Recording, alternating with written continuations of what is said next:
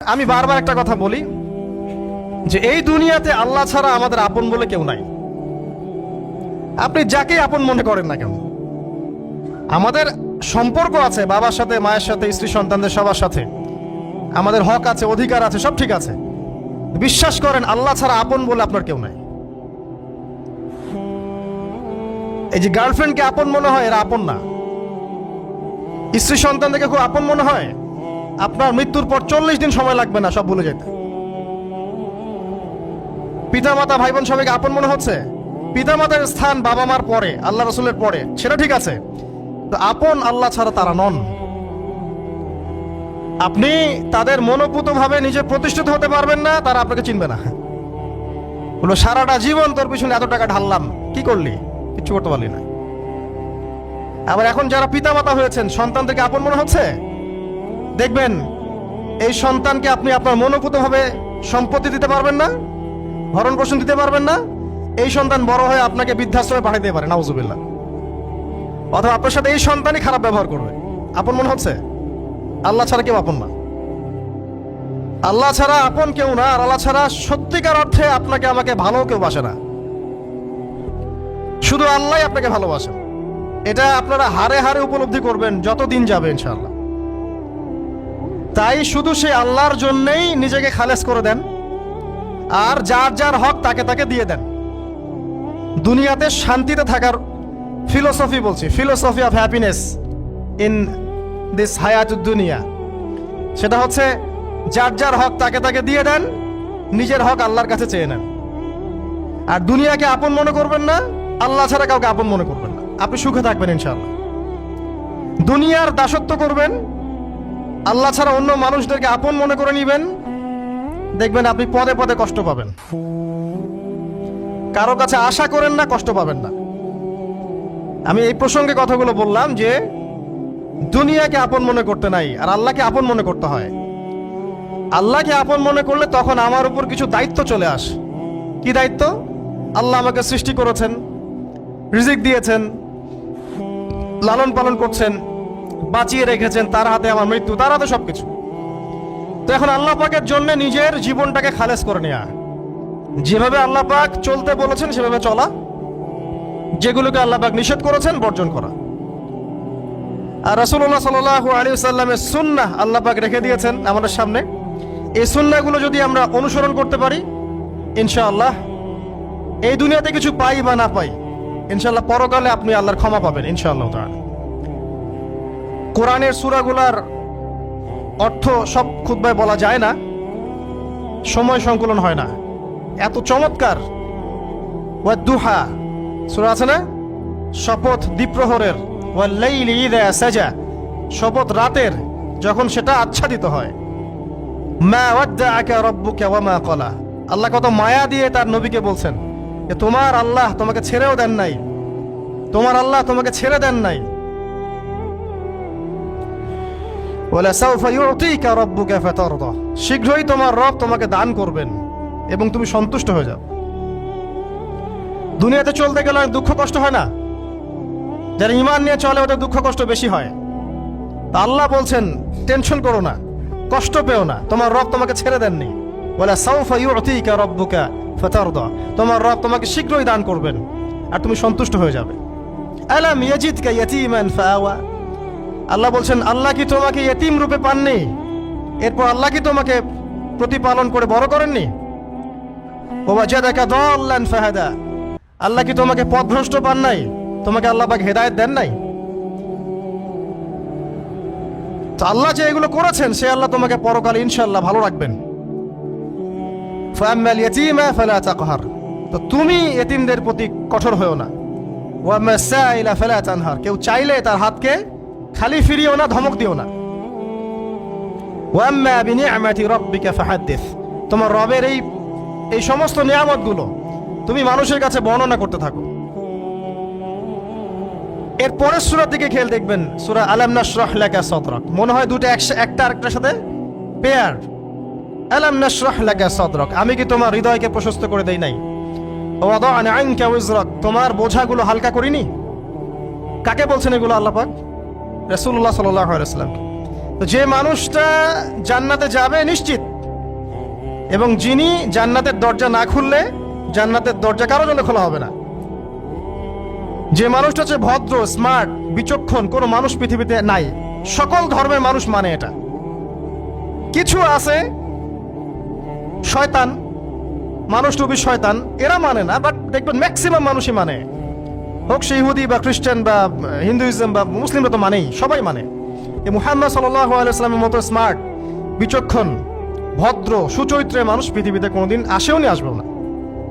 তো সেই নবীর জীবনটা আপনি পড়ে দেখবেন, আর রাহিকুল মাখতুম বইটা, যে চড়াই আর উতরাই, খালি দুঃখ, কষ্ট, যন্ত্রণা, লাঞ্ছনা, কন্টিনিউয়াসলি। আমাদের নবী সাল্লাল্লাহু আলাইহি ওয়াসাল্লাম তো 1 মাস শান্তিতে ঘুমানো নাই নবী হওয়ার পরে। যখন তিনি মারা যান, ফাতিমা রাদিয়াল্লাহু আনহার কথা মনে আছে না? কানে কানে কি জানি বললেন। তখন আমাদের নবী একটা কথা বলেছিলেন, আমি এই বয়সে সে কথাটা বুঝি, মাদ্রাসা লাইফে, ইউনিভার্সিটি লাইফে বুঝিনি। নবীজি বলেছিলেন তার মেয়েকে, ফাতিমা রাদিয়াল্লাহু আনহা তার কষ্ট দেখে কান্নাকাটি শুরু করলেন। আমাদের নবীজি তাকে কাছে ডেকে বললেন কানে কানে যে কি জানি একটা বললেন। তারপর ফাতিমা রাদিয়াল্লাহু আনহা চুপ করে গেলেন। তো পরে জিজ্ঞাসা করা হলো কি বলেছিলেন, তিনি বললেন আল আব্বাজান বলেছেন আজকের পর তোমার আব্বার কোনো কষ্ট থাকবে না, আর তুমি আমার পরিবারের মধ্যে সবার আগে আমার সাথে সাক্ষাৎ করবে। এই যে আজকের পর আমার আব্বার আর কোনো কষ্ট থাকবে না, এর মানে বোঝেন, মানে সারাটা নববী জীবন কত যে কষ্ট নবী সাল্লাল্লাহু আলাইহি ওয়াসাল্লামকে সহ্য করতে হয়েছে। আজকে জান্নাতে যাওয়ার দিন, আজকে আর তোমার আব্বার কোনো কষ্ট থাকবে না। এই মানুষটার যদি এই অবস্থা হয়, তাহলে আমরা কি? আল্লাহ পাক সেই মানুষটাকে এই সূরা দুটো শোনাচ্ছেন, আমি কি তোমাকে এতিম পাই নাই, তোমাকে পথভ্রষ্ট পাই নাই, হেদায়েত দেই নাই, ভরণ পোষণ করিনি, আমি আল্লাহ তোমাকে ছেড়ে দেই নাই, শীঘ্রই তোমাকে দান করব, হ্যাঁ, তোমার বোঝাকে আমি হালকা করিনি। ফাইন্না মাআল উসরি ইউসরা, ইন্না মাআল ইউসরি ইউসরা, কষ্টের সাথেই স্বস্তি আছে, নিশ্চয়ই কষ্টের সাথেই স্বস্তি আছে।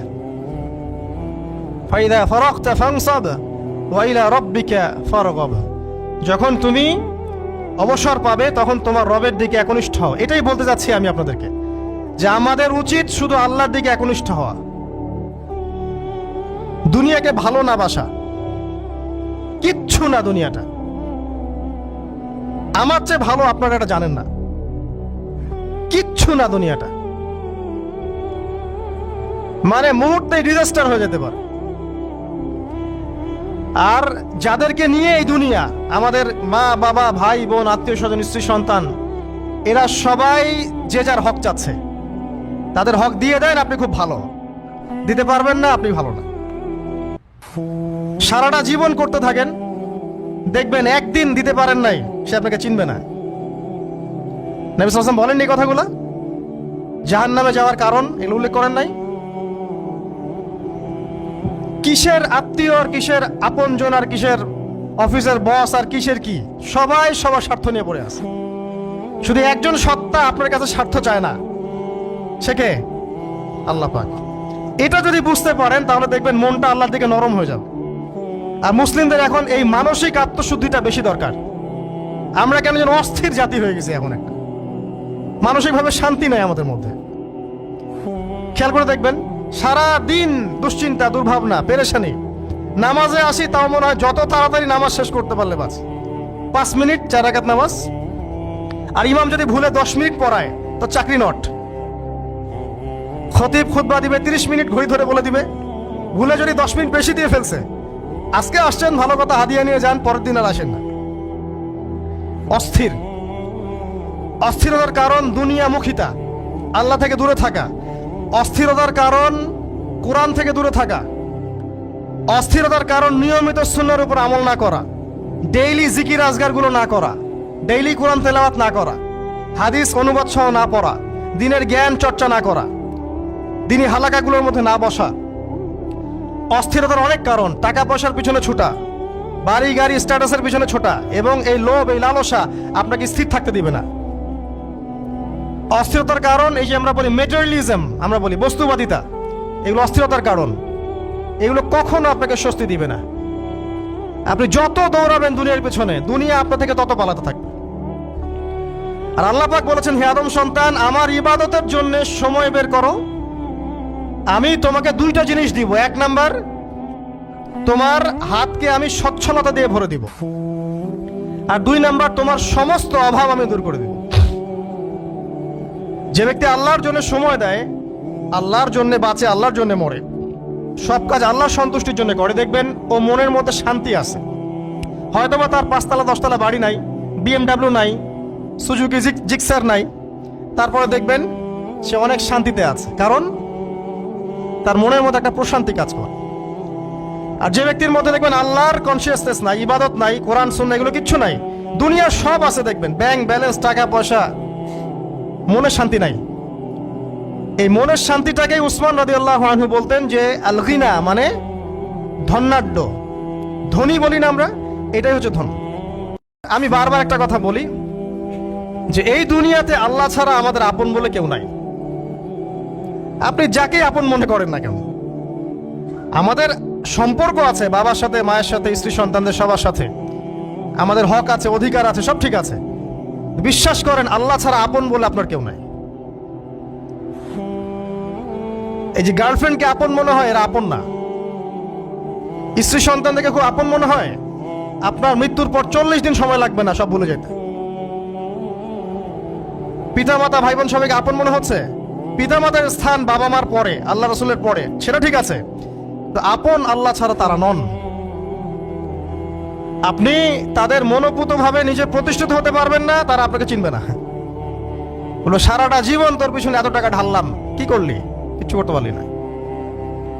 আবার এখন যারা পিতামাতা হয়েছেন, সন্তানদেরকে আপন মনে হচ্ছে, দেখবেন এই সন্তানকে আপনি আপনার মনোপুত ভাবে সম্পত্তি দিতে পারবেন না, ভরণ পোষণ দিতে পারবেন না, এই সন্তান বড় হয়ে আপনাকে বৃদ্ধাশ্রমে পাঠিয়ে দিতে পারে, নাউজুবিল্লাহ।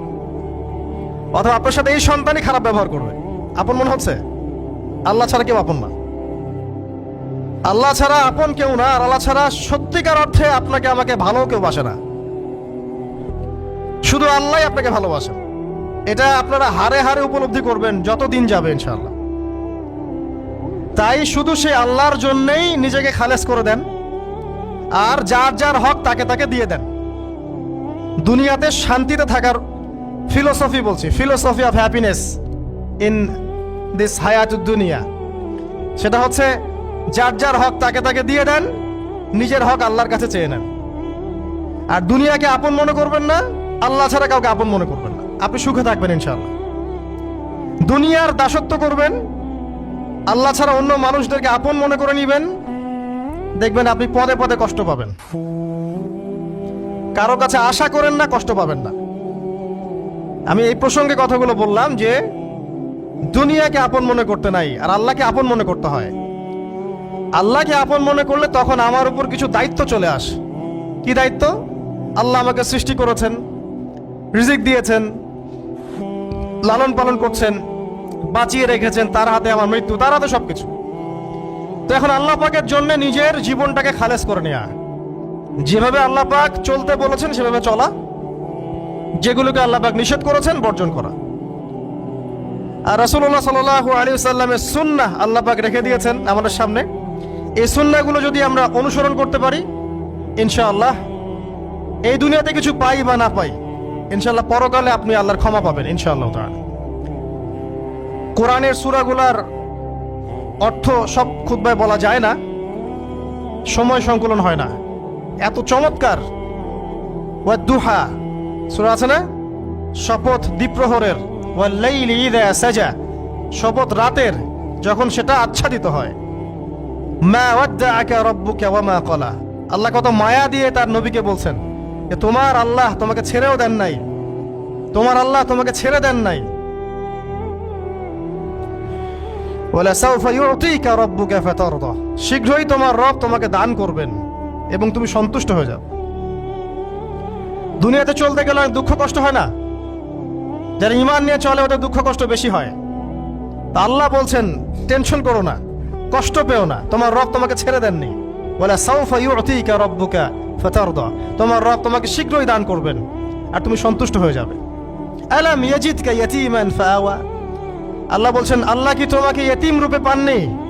এরপর আল্লাহ কি তোমাকে প্রতিপালন করে বড় করেননি? ওয়াজাদাকা দাল্লান ফাহাদা, আল্লাহ কি তোমাকে পথভ্রষ্ট পান নাই? তোমাকে আল্লাহ পাক হেদায়েত দেন নাই? তো আল্লাহ যে এগুলো করেছেন, সে আল্লাহ তোমাকে পরকালে ইনশাআল্লাহ ভালো রাখবেন। ফাআম্মাল ইয়াতীমা ফালা তাকহার, তো তুমি এতিমদের প্রতি কঠোর হয়েও না। ওয়াম্মাস সাইলা ফালা তানহার, কেউ চাইলে তার হাতকে খালি ফিরিও না, ধমক দিও না। ওয়াম্মা বিনিআমাতি রাব্বিকা ফাহাদ্দিস, তোমার রবের এই সমস্ত নিয়ামতগুলো তুমি মানুষের কাছে বর্ণনা করতে থাকো। এর পরের সূরার দিকে খেয়াল দেখবেন, সূরা আলাম নাশরাহ লাকা সাদরাক, মনে হয় দুটো একটা আরেকটার সাথে পেয়ার। আলাম নাশরাহ লাকা সাদরাক, আমি কি তোমার হৃদয়কে প্রশস্ত করে দেই নাই?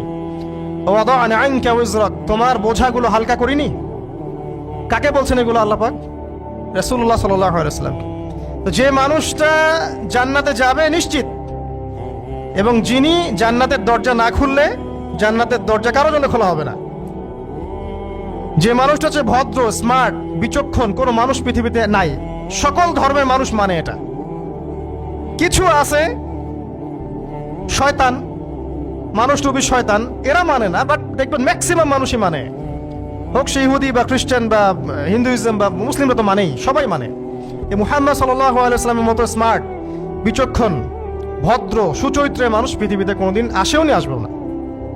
তো সেই নবীর জীবনটা আপনি পড়ে দেখবেন, আর রাহিকুল মাখতুম বইটা, যে চড়াই আর উতরাই, খালি দুঃখ, কষ্ট, যন্ত্রণা, লাঞ্ছনা, কন্টিনিউয়াসলি। আমাদের নবী সাল্লাল্লাহু আলাইহি ওয়াসাল্লাম তো 1 মাস শান্তিতে ঘুমানো নাই নবী হওয়ার পরে। যখন তিনি মারা যান, ফাতিমা রাদিয়াল্লাহু আনহার কথা মনে আছে না? কানে কানে কি জানি বললেন। তখন আমাদের নবী একটা কথা বলেছিলেন, আমি এই বয়সে সে কথাটা বুঝি, মাদ্রাসা লাইফে, ইউনিভার্সিটি লাইফে বুঝিনি।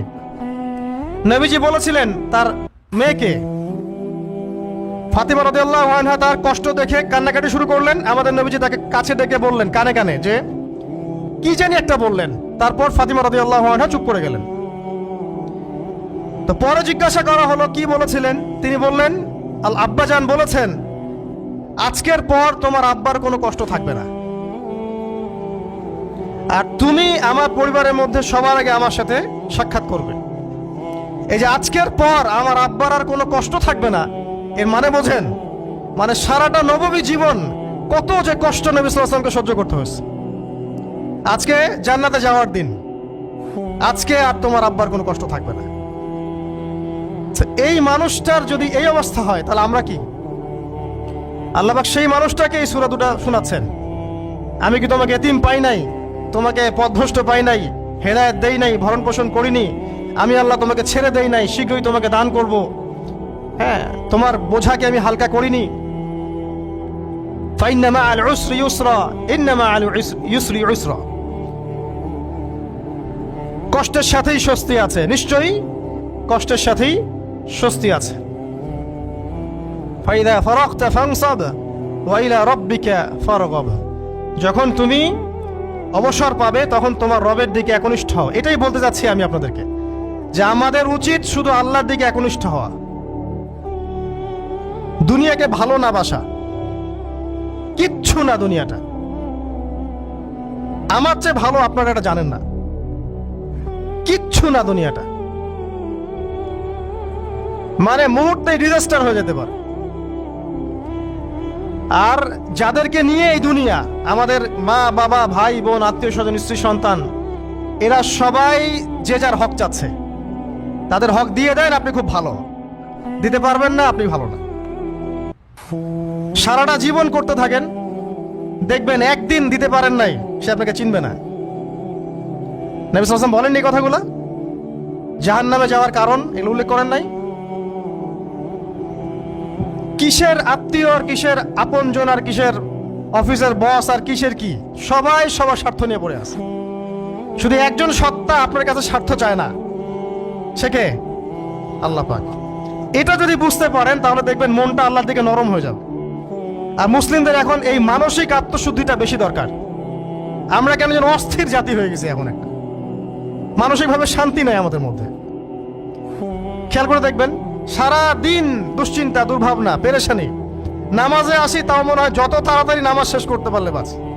5 মিনিট 4 রাকাত নামাজ, আর ইমাম যদি ভুলে 10 মিনিট পড়ায় তো চাকরি নট। খতিব খুতবা দিবে 30 মিনিট ঘড়ি ধরে বলে দিবে, ভুলে যদি 10 মিনিট বেশি দিয়ে ফেলছে, আজকে আসছেন ভালো কথা, হাদিয়া নিয়ে যান, পরের দিন আর আসেন না। অস্থির। অস্থিরতার কারণ দুনিয়ামুখিতা, আল্লাহ থেকে দূরে থাকা। অস্থিরতার কারণ কোরআন থেকে দূরে থাকা। অস্থিরতার কারণ নিয়মিত সুন্নাহর উপর আমল না করা, ডেইলি জিকির আজগারগুলো না করা, ডেইলি কোরআন তেলাওয়াত না করা, হাদিস অনুবাদ সহ না পড়া, দিনের জ্ঞান চর্চা না করা, দিনী হালাকাগুলোর মধ্যে না বসা। অস্থিরতার অনেক কারণ, টাকা পয়সার পিছনে ছুটা, বাড়ি গাড়ি স্ট্যাটাসের পিছনে ছোটা, এবং এই লোভ, এই লালসা আপনাকে স্থির থাকতে দিবে না। অস্থিরতার কারণ এই যে আমরা বলি মেটেরিয়ালিজম, আমরা বলি বস্তুবাদিতা, এগুলো অস্থিরতার কারণ। এগুলো কখনো আপনাকে স্বস্তি দিবে না। আপনি যত দৌড়াবেন দুনিয়ার পেছনে, দুনিয়া আপনার থেকে তত পালাতে থাকবে।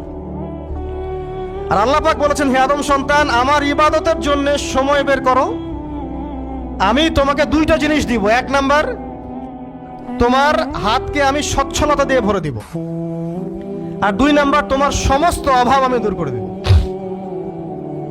যে ব্যক্তি আল্লাহর জন্য সময় দেয়, আল্লাহর জন্য বাঁচে, আল্লাহর জন্য মরে, সব কাজ আল্লাহর সন্তুষ্টির জন্য করে, দেখবেন ও মনের মধ্যে শান্তি আছে।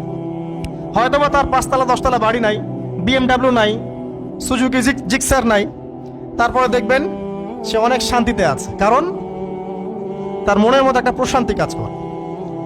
আর যে ব্যক্তির মধ্যে দেখবেন আল্লাহর কনসিয়াসনেস নাই, ইবাদত নাই, কোরআন সুন্নাহ এগুলো কিচ্ছু নাই, দুনিয়ার সব আছে, দেখবেন ব্যাংক ব্যালেন্স, টাকা পয়সা, মনে শান্তি নাই।